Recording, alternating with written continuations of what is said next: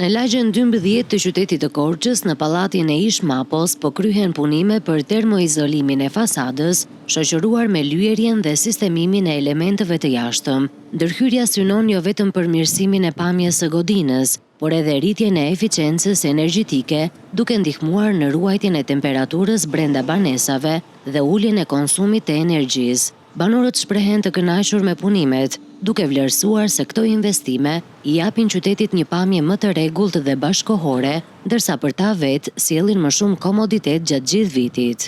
Pallati ishte njolla këtë nga jashtë, i bukur andeja, i shëmtuar këteja.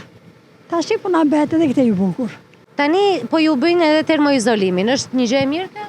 Është shumë e mirë, sepse bëhet pallati ngrohtë. Këto punime janë shumë të dobishme për të mirën e komunitetit. Jemi të kënaqur për punën e bashkisë që bën bashkia. Duam të bëjnë akoma më shumë me fondet që japim, taksat të mos përdorojnë të kalojnë në të mirën e komunitetit. Korça dihet që është një vend shumë i ftohtë dhe është një ekonomi shumë e madhe edhe për ne që jemi me ngrohje me dru. Prej disa vitesh Bashkia Korçë po zbaton projekte të ngjashme termoizolimi në disa lagje të qytetit, me synim rritjen e cilësisë së jetesës dhe përmirësimin e infrastrukturës urbane.